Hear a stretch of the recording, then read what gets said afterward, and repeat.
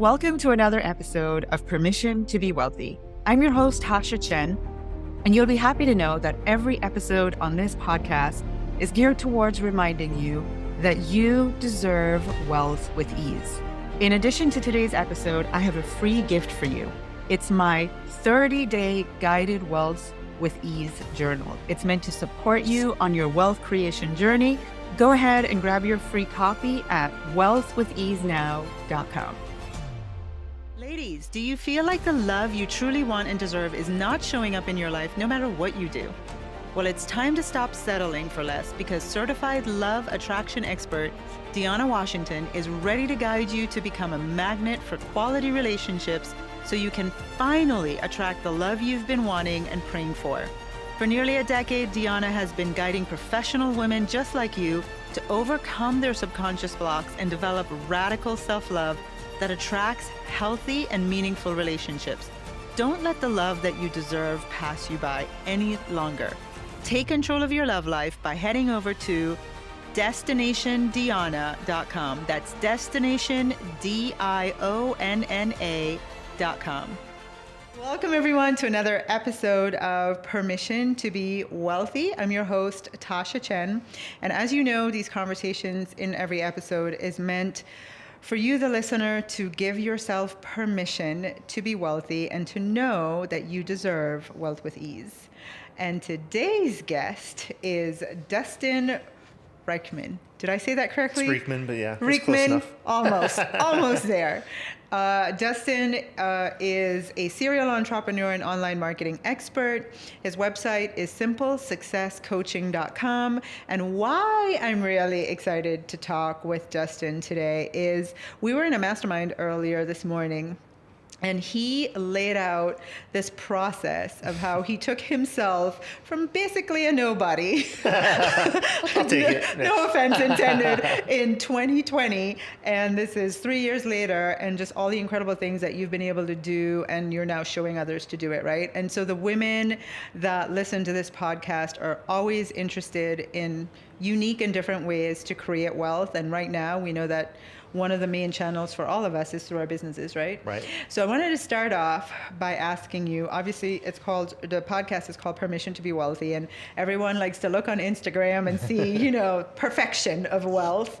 But I like having vulnerable moments and just asking, based on your own definition of wealth, which you can share what that is for you, where would you say at this moment in your life there is the gap between this is my wealth ideal, but I'm not quite there yet in this way? Yeah. What would that be for you?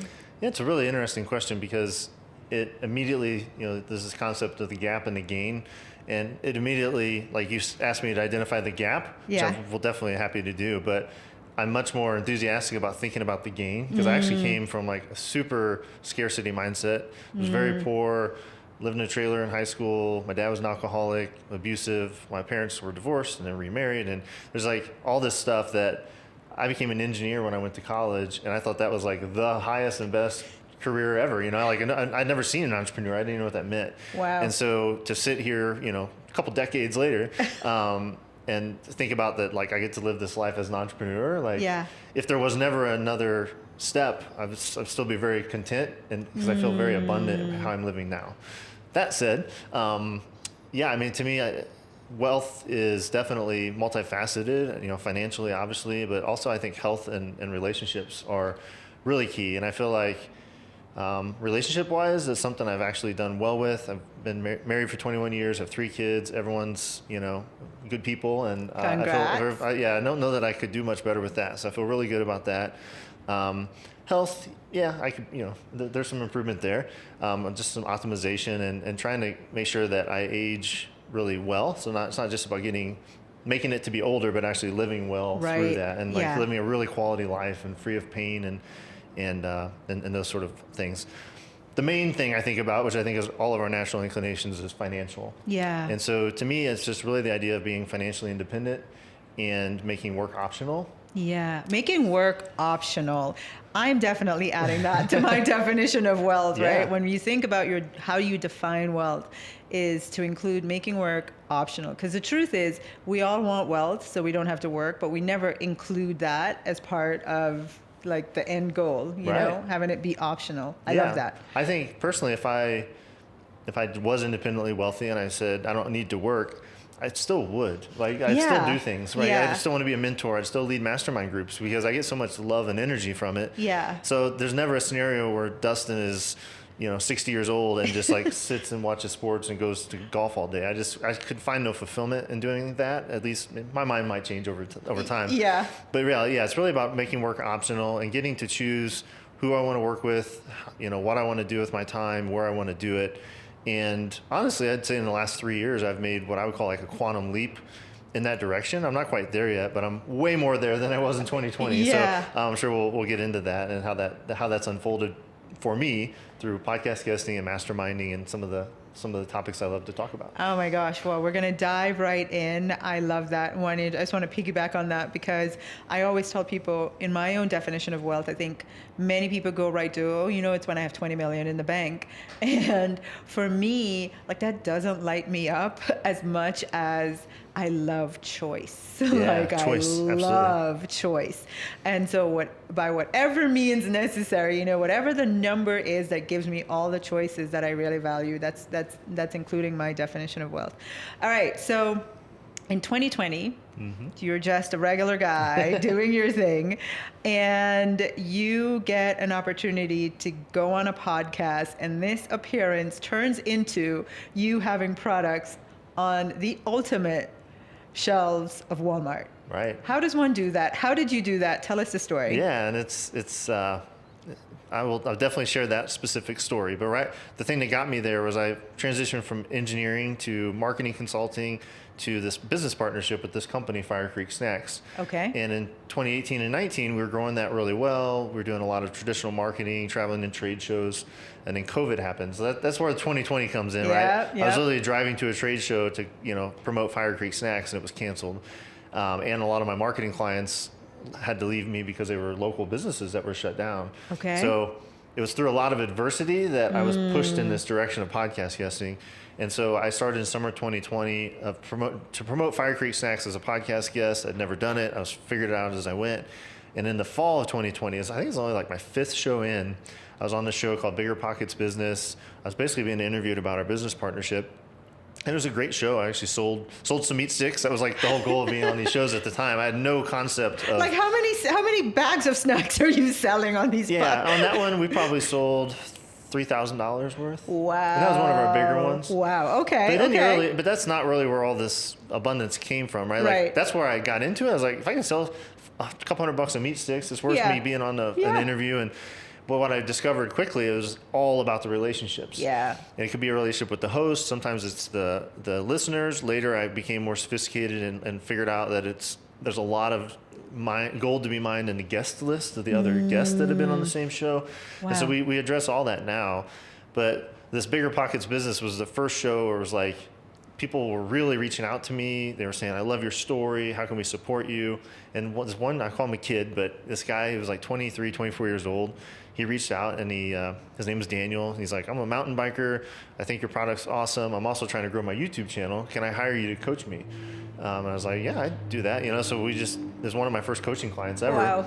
And I just helped him, and we did some Zoom calls. And then it was like the 3rd call. He's like, by the way, man, I work at Walmart. I'm in the finance department. I don't know anybody, but if it's helpful, I'll try to like find someone to introduce you to.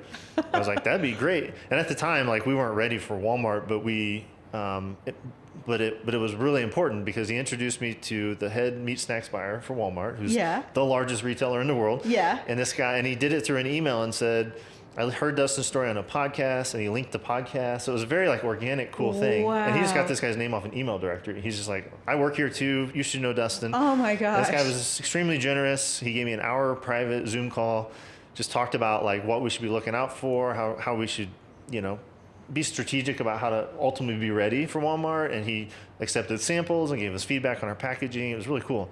And so fast forward to the next spring, he leaves that seat, but he, unbeknownst to us, makes an introduction to his replacement. Her name is Haley, and she's become an important person in our life. Yeah. So this was still 2021. Yeah. So fall 2021, she's doing her line review. She gives us a Zoom call and more of a official, like, let's talk about what we could do here. And so by spring 2022, we finally had like a concept for a product that would fit really well in her aisle. And we went to Bentonville, Arkansas, the headquarters, and met her in person and just really prototyped what this could look like, talked about pricing. And in fall of 2022, they had an event down there, and we went down and met with her, and she said, "You're in." And so, wow, it's now April 2023, and we literally just hit the shelves in our test market in the Midwest like 3 weeks ago. Oh so, my gosh! A very long process, as you can imagine. Yeah.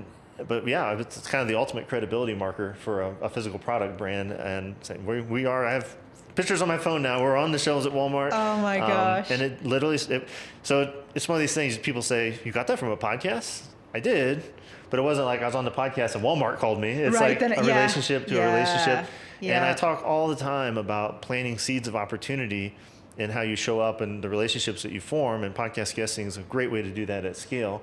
And when I say planting seeds, it means I plant all these seeds and I may harvest, what I reap. Or maybe reap what I sow, yeah. So I might get a harvest from those seeds, right? And that harvest could come immediately, and it could be big, it could be small. Sometimes, though, the quick wins will come, and you'll get immediate sales. That's great. But a lot of times, it's a year, it's 2 years, in this case, 3 years later, that the seed finally sprouts. It's like a bamboo bush, and all of a sudden, it's like boom, like life-changing opportunity. Yeah. So, but yeah, that's I've got a lot of stories like that actually, because I've done this so strategically and consistently. Yeah. Like we can get those consistent results, and we do this with our clients now. But what happens when you do it a lot is you get these unicorn results, because just the law of averages. Like if I do 100 podcasts, there's gonna be a couple of those relationships that are super special. Yeah. And so we've definitely benefited from that. Oh my gosh, I want so badly to dive deeper into that story. I know, just because it's the whole show. So good. It's so good. And you have just so many other amazing nuggets to share that I want to get to. And you talked about relationships. I am gonna give you a chance to share a little bit more about that, where you shared with me that relationships are the ultimate shortcut. Yes. So we'll get to that, but first I want to ask you. I have, obviously, this podcast. I have been hounded to do a podcast for forever.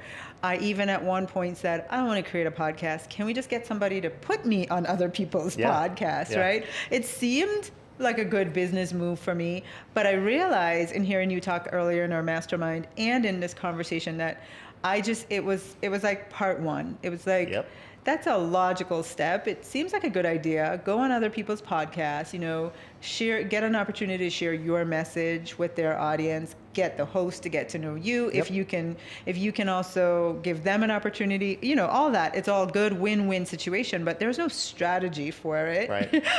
So that is the piece, because I'm intrigued when you say you can actually use being a guest on other people's podcasts to sell high-ticket programs.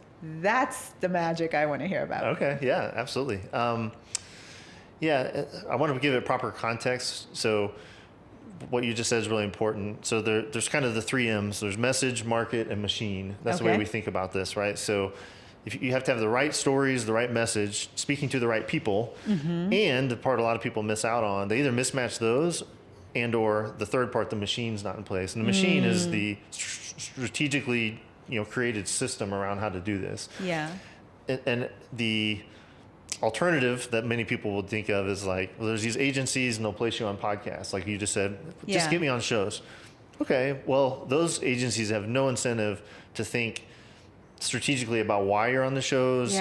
There's no follow-up. There's no sales funnel behind that. And so probably the easiest thing for a high-ticket service or coaching is just to give a quick example. So, and I'll do this as quick as I can. So when we get on a show, we think of 3 layers of impact or 3 layers of audience. And I actually use a visual like a cake. Like imagine a wide, shallow base. Then on top of that, it's like a little bit narrower, but deeper middle. And the top's narrower, but really deep. So the base is the audience. So when you're being interviewed, you do want the audience to resonate with you, take the next step with you, which is often a free lead magnet, something like that, if they want to potentially be a client. So you're definitely never ignoring the audience, but most people never look past the audience. Right. So in layer 2 would be peer-to-peer relationships. So that could be the host, and maybe the host could be a client, or the host would be a referral partner. It could be speaking out to potential referral partners in the audience. Yeah. So to give a quick example, if I'm like a Facebook ads agency and I sell high ticket ad services, and you can think about this for coaching too, but just really easily with the ad agency, and say I work with really high end craft food brands. Okay.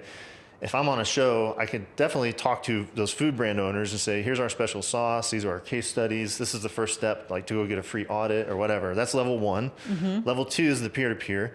So that would be, in that interview, I say, just to be clear, we only do Facebook ads. If there's other providers out there that do like Google or SEO or social media for these same clients, like we have referrals for you, please reach out to us. Got it. And then of course that incites them referring work to you too. Yeah. So, and that's just, the brand collaborations, influencers, there's lots of peer-to-peer relationships that aren't necessarily direct clients, but they're really valuable. Yeah. Daniel, in my Walmart example, was a peer-to-peer, he happened to also be a client, but he was really a gateway to a bigger opportunity for me. Yeah. And I seeded that by talking about being, hey, if you're listening and if you're trying to grow, reach out to me. And then finally, on top of the cake, to finally answer your question, is high ticket sales. So there's less of them, but each one has a big impact.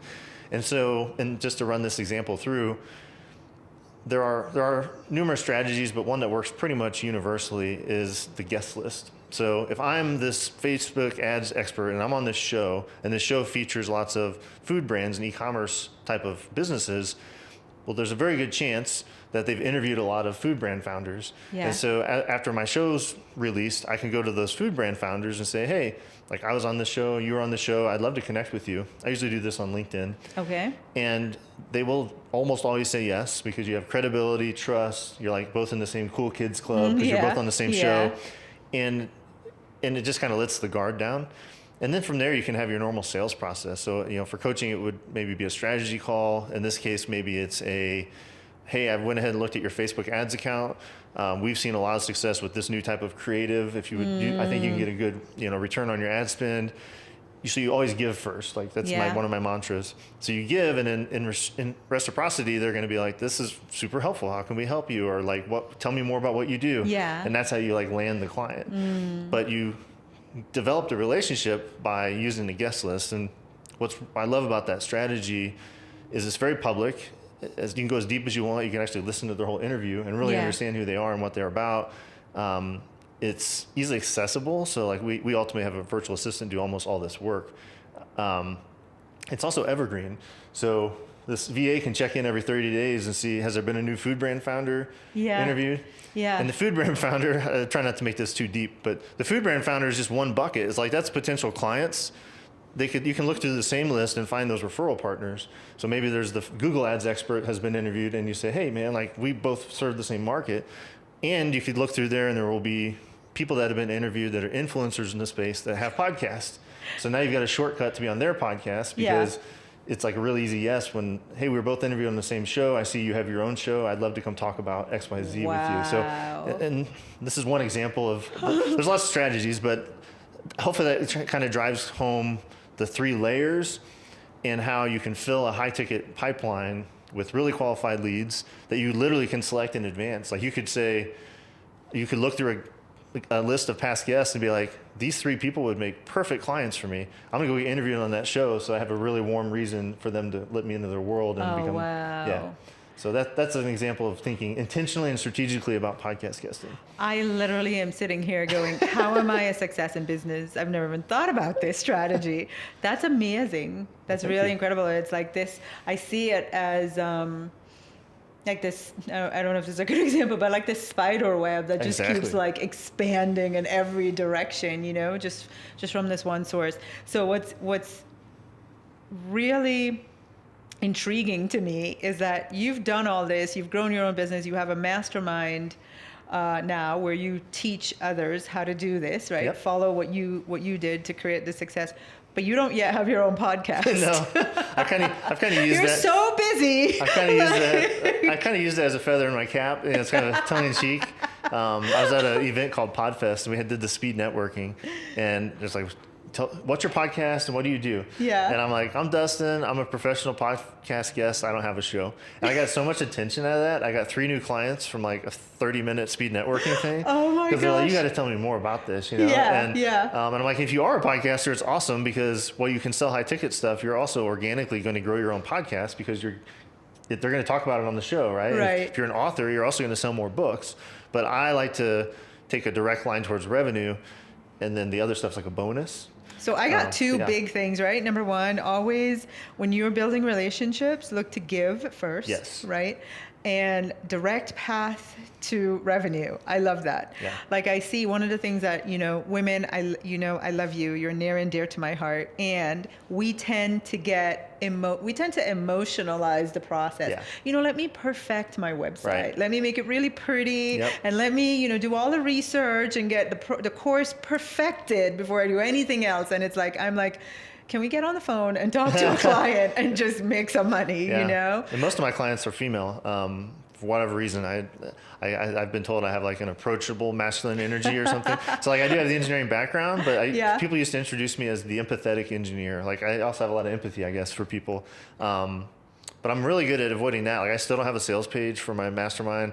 I didn't have a website until maybe 6 months ago. And it's you have a 7-figure business, right? Yeah. Did you say that earlier? Yeah. Okay. Yeah. Well, Fire Creek Snacks is 7 figures. This coaching business is multiple 6 figures, well on the path to 7. Yeah. So I think it's important for people to hear that, because sometimes I think we get so stuck in the mold or the shoulds, right? It should, you need to have all these things, and it can delay us in moving forward because we're so paralyzed by, but I can't do it yet. My website's not perfect. And here's this guy, doesn't have a website, doesn't have a podcast, multiple 6 figures on his way to 7, right? Yeah. It's like, and here's to give that more color, I guess, for the 2020 to 2023. This is something I actually realized today while I was being interviewed, because people were asking me different questions. I'm like, well, 2020 was the first time I'd ever been on a podcast. Yeah. 2021 was the first time anyone ever paid me to coach them. Yeah. And 2022 was the first time I'd ever been in a mastermind or really like experienced what they meant. Yeah. And now in 2023, my entire business is coaching people on podcast guesting in a mastermind setting. And I've sold out 4 cohorts of it. I've got like insane reviews of people that say it just changed their entire life, even though it was about podcast guesting. They ultimately realized that the relationships and the network are where all the value's at. Yeah. And it literally changes their life because it changes their mindset. It opens them up. It creates this like network effect that really does grow them. And I feel almost like I need to take a deep breath when I say that, because it's only been, 3 years. And actually it's only been a year since I started doing the masterminds, and it's changed my life completely. I want to say that as an encouragement. It's like, I haven't been trained to do masterminds. I don't have a marketing degree. No one told me I could be a coach. I have no certifications in it. Yeah. But in sharing my own experience and my own ability, in my case, to systematize and to like meet people where they're at and help them. Like if you have that gift, you're a coach and you're listening, you have that gift, like you're doing a disservice if you're holding all that great value back because you want a really pretty website or whatever. Just go do the thing, and you can. It's a work in progress. I'm getting a pretty website, but he is going to have a pretty website. I love it. So, all right, my final question for you is that you shared with me, relationships is the ultimate shortcut. Yeah. And as women, I would think that we are really great at fostering relationships, right? Like we are herders. We want to be together, hang out, talk all the time, support each other, and when it comes to creating wealth, I think we all want a shortcut. So how do you tie those two things? Tell us a little bit about how we can use relationships to really be like you and go to multiple 6 figures on the way to 7 figures in a year. Yeah, it's all about this marriage of like intentionality and empathy, I think. So because you can get too far removed in either one. And I think women would tend to be more too empathetic and not as intentional. Men can be a little too intentional and not empathetic, right? Yeah. And I think that just happens to be how through my life experience and how I'm wired, I'm pretty good at those two things together and helping people like right size if they're on one side or the other. So what I mean by that is if you're just super intentional about like that person could lead me to this thing and I want this relationship because I need this in my life, that's good to do. You should be intentional about how you're cultivating relationships. You should choose groups to be in, masterminds to attend, podcast hosts you want relationships with. You should always be thinking of like your dream 100 or like these relationships that would really move the needle for you. Yeah. And that's the intentional piece. But if you just go at it cold and you're like a take, it won't work. Yeah. Right? And then likewise, if you're like, I just love being around people and I don't want anyone to feel like I'm trying to sell to them, and you're just all empathy and you have no intention behind it, you'll just have a bunch of weak relationships that never actually grow your business. Yeah. So if you can make those two things coexist, like you have empathy by giving first always having that mindset, but you're still intentional about who you're choosing to spend time with and who you want to build a relationship with, that's where it'll grow your business and your life. And what I found, if you have an online business and you approach this, at least the way that I teach it and my clients approach it, is like podcast guesting is just a beautiful way to thread that line really well, right? Like it's a very scalable way to grow your relationships. And because of the nature of it, you kind of by default have to be giving because you're getting on there to give value and connect. And so I say that, and like mastermind groups or like other playing in sandboxes with the people you want to like be around, investing in that monetarily and with your time and energy, like the combination of those two things that's what changed my life, right? And that's my best advice. Like empathy with intention, and then the next question is always like, yeah, but like practically, how do you do that? Yeah. Well, go be a podcast guest really intentionally and be in some mastermind groups with people that you are at your level and moving higher, or people that are above you, and you're like trying to get to that level of wealth. I think that's the game-changing, practical way to make this work. Be in the room with people who are at the level of wealth you desire to be at, right? And think about how can you give. And it's amazing because I remember last time I was out here, I walked up to the wealthiest man in the room, and I had a question that could that would really help change my business, and I was struggling with how can I give to him? Mm-hmm. What do I have to offer? And I couldn't. I took a day and a half and I just could not think of something to offer. And I just did the best thing I could. I just went over and I'm like, I want to humbly ask you for anything you say in response to this question is going to help me, like literally. And I think that it was just my willingness to be that humble about it that he really appreciated, even though I didn't feel like I had anything to give. But, in some ways, just the asking sometimes somebody feels valued. If I was in his seat, I mentor a lot of younger people, and the fact that they show that they value my advice and they go take action on it, that's like a huge give to me, right? So the fact that you approached him and it wasn't and it was not in a sense that he would usually probably get like, what can you do for me, what can you do for me, but you was very thoughtfully and like carefully crafted this question. I think I don't know what the result was if he gave you good advice, but I think most people are, especially people that are wealthy, are actually very generous. He was so generous. He gave me good advice. I followed up on it immediately. We emailed each other. I mean, he went into my Shopify store and went through the pages and gave me pages of advice. That's fantastic. And, that was it too. I mean, I think that's another tip is as you're building relationships, when you're asking others to support you and give you advice, show them that you valued it by go doing what they say and let them know. So I just want to wrap up with, for example, coming out here and we're both at this event together. And I was very intentional. I wrote in my journal, and my women know we write our intentions and we're crystal clear about the outcomes that we want. But I didn't just say, like, thank you, God, for the amazing people I meet that get to advance my business. I also said, and thank you for creating the opportunities that allow me to advance others in whatever way I can, And so I really valued that you brought that up as part of how we can grow our wealth. All right, so our people, the women, want to learn a little bit more about your mastermind or you and what you're offering out into the world. How can they find you? Simplest thing is go to simplesuccesscoaching.com. So that's my main site. Self-admittedly, it's kind of ugly and it doesn't give a great description of what I do. But what you can do there is get on my email newsletter where I'm very active, and it'll also link over to LinkedIn. So LinkedIn is really my platform of choice. So I'm very active there. I post daily, all about strategy, strategic marketing, partnerships, podcast guesting, all the kinds of things we talked about today, masterminding. So simplesuccesscoaching.com, and reach out, right? My email is Dustin, DUSTIN, @simplesuccesscoaching.com.